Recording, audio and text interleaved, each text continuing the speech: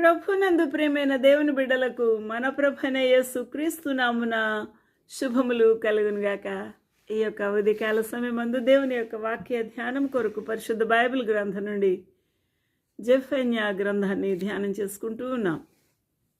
జెఫన్యా గ్రంథంలో దేవుని యొక్క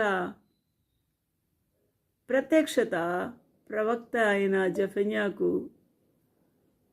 వచ్చి ప్రజలను తిరిగి రమ్మని ఆ ప్రభు ఆహ్వానిస్తూ ఉన్నాడు. ఎందుకనగా మన ప్రభు జాలిగల దేవుడు. ఈ విషయాన్ని జెఫన్యా 2:3 ఇలాగూ వ్రాయబడి ఉంది. దేశములో సాత్వికులై ఆయన న్యాయ విధులను అనుసరించు సమస్త దీనులారా, దేశ